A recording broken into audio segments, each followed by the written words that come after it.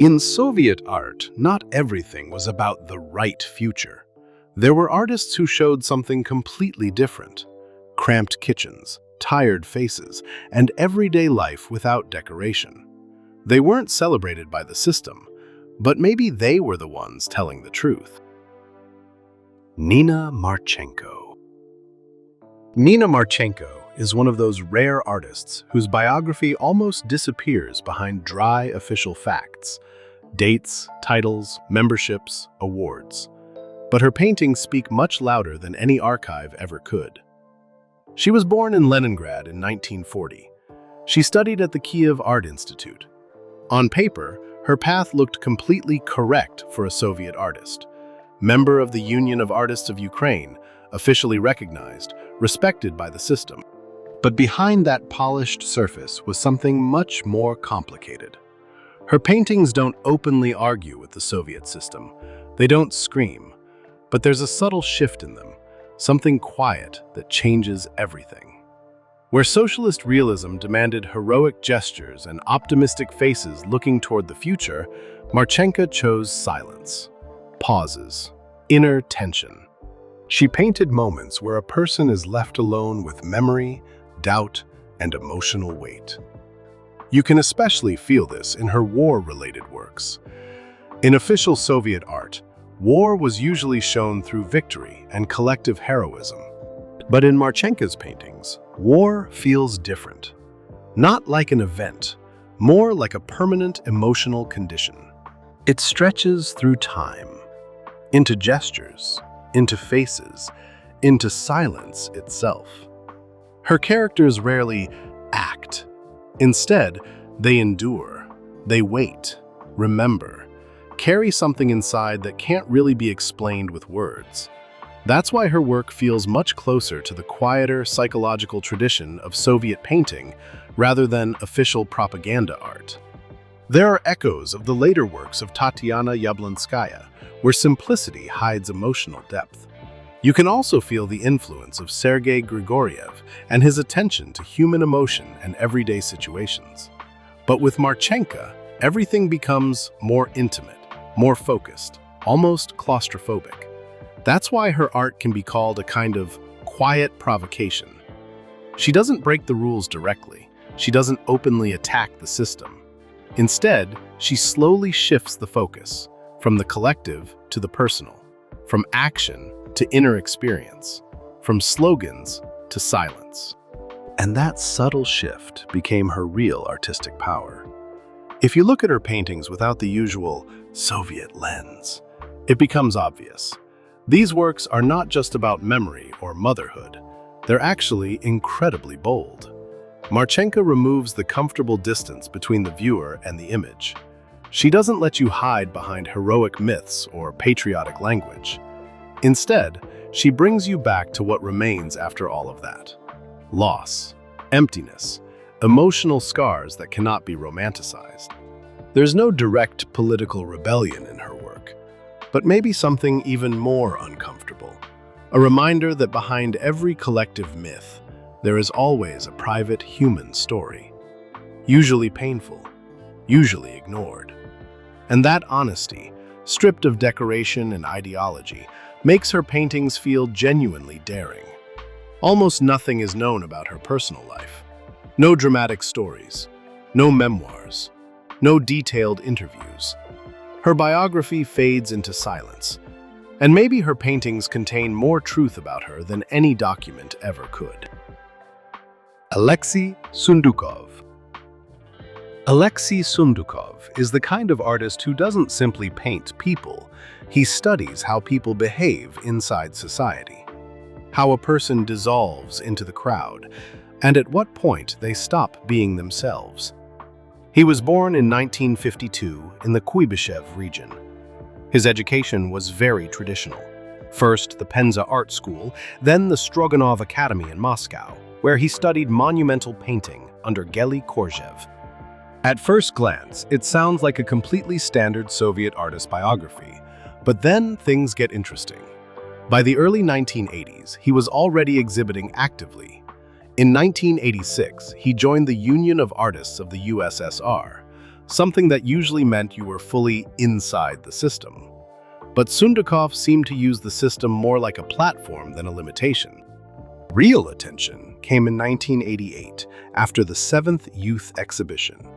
People suddenly started talking about his work, not because it was beautiful or ideologically correct, but because it captured the tension of the era.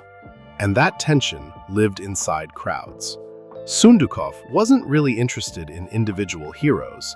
He was interested in what happens when people become part of something larger, a mass, a system, a mechanism. His figures often look almost identical, standing in rows, repeating each other, losing individuality. And the longer you look at these paintings, the stranger it feels. Because eventually you realize, you're not just looking at them, you're looking at yourself inside that crowd. One perfect example is First Face, Greeting, from 1988. There's a leader towering above the crowd, but standing with his back turned to them. That detail matters. The viewer is placed inside the mass itself, looking upward, waiting. The composition almost feels like a television broadcast, which somehow makes it even more disturbing, because it feels familiar, everyday, normal. In the late 1980s, Sundukov left the Soviet Union. First the United States, later Hong Kong, where he worked from 1989 to 2005. But this wasn't an escape from his themes. If anything, distance allowed him to examine them more clearly. He continued working in painting, sculpture, graphics, and monumental art. But his main obsession stayed the same: society, and the individual trapped inside it. People often connect him with Sot's art, but he lacks the usual irony or parody. His method is different: repetition, rhythm, almost hypnotic arrangements of figures. His work doesn't scream, but it creates pressure. Not propaganda, but the uneasy feeling that something isn't quite right. Writer Andrew Solomon even described him in The Irony Tower as a radical figure from inside the Union of Artists. Officially, he was part of the system, but artistically, he exposed how that system worked from within. Curator Victor Misiano described his work as a painful process of overcoming traditional ways of thinking, and that really fits. There's a constant struggle in Sundukov's art, not against censorship directly, but against the language of painting itself. He wanted painting to speak differently. In 2022, a large exhibition called 30 Years Later showed works from 1983 to 2019. And one thing became clear: his theme never really changed. Crowds, power, repetition. The human being inside the machine. Only over time, his work became quieter and more precise. Today, his paintings are in private collections across Europe and the United States. But the most important thing about them isn't where they hang. It's the feeling they leave behind, a quiet anxiety, like seeing something uncomfortably familiar. Very little is known about Sundukov personally. No scandals, no dramatic public persona. His life stays hidden behind the work itself, and maybe that was intentional. Vasily Kolotev. Vasily Kolotov occupies a truly unique place in the unofficial Soviet art scene of the 1970s and 1980s. He did not merely observe the era. He was documenting it in paint, with irony, with detail, and with remarkable inner freedom. He was born in 1953 in the Voronezh region. From childhood, he was drawn to drawing and painting. After art school and military service, he moved to Moscow, the city that would become the center of his artistic observations.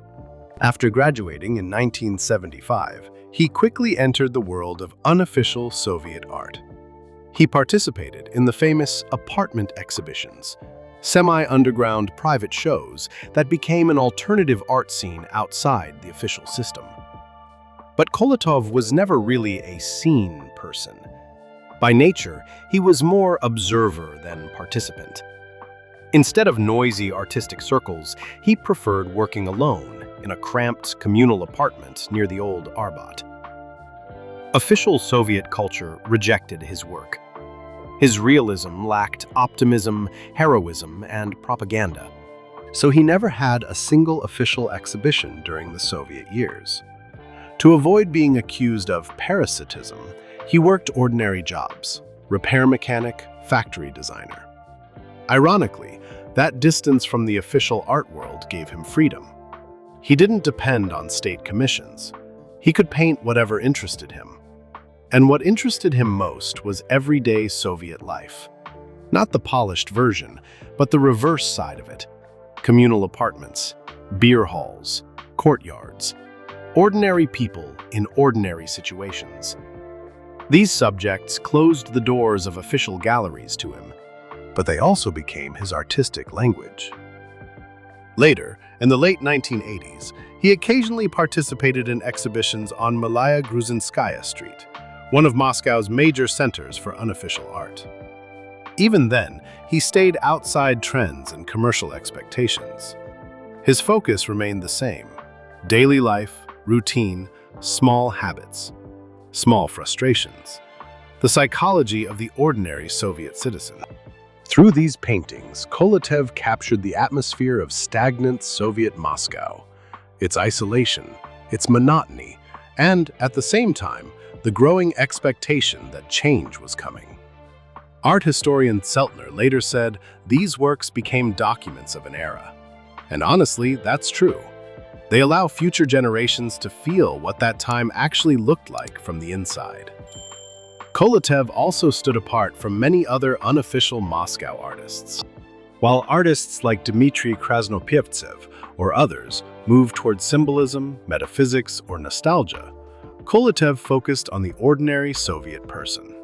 His characters feel recognizable, real. There's irony in them, but not cruelty, more like tired understanding. His technical skill also deserves attention. Careful compositions, detailed interiors, light, clothing, body language. All of it creates the feeling that the viewer is physically inside the room. Despite censorship and lack of support, he managed to express something larger than simple everyday scenes. He revealed almost archetypal features of Soviet life and mentality. Later, he continued developing these themes, including in his pastoral series about Russian village life. Interestingly, Kolotov explored communal apartment life even before artists like Ilya Kabakov and Vladimir Yankelevsky became known for similar themes. In that sense, he wasn't just observing trends, he anticipated them. Real recognition came only after the collapse of the USSR. His first official exhibition happened in 1992.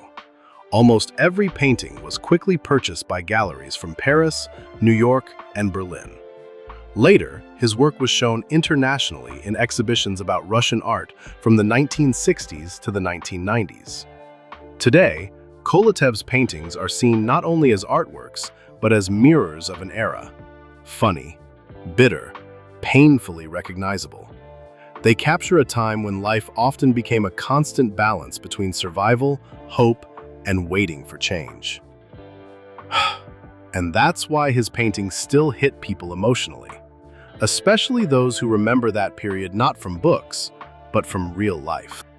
And when you place Nina Marchenko, Alexei Sundukov, and Vasily Kolotov side by side, something becomes obvious.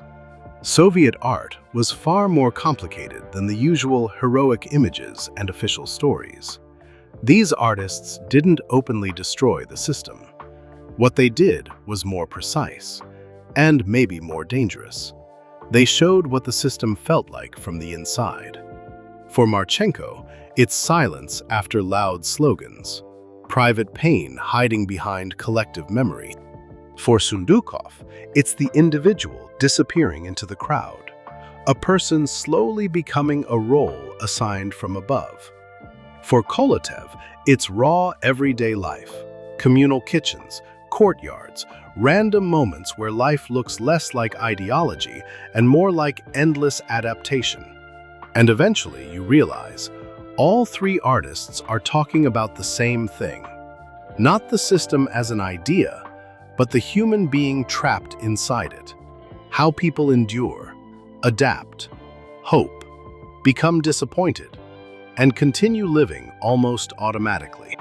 That's why these works still feel so powerful today.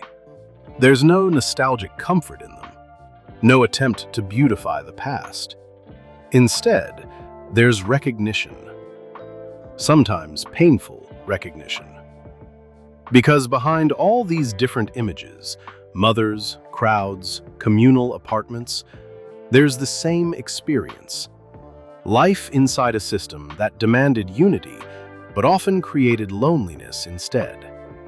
And maybe that was their deepest disagreement with the era. Not loud protest, not dramatic rebellion. Just the stubborn desire to show a human being not as part of a machine, but as a vulnerable, emotional individual. And history has shown that this kind of statement can become far more powerful than any slogan.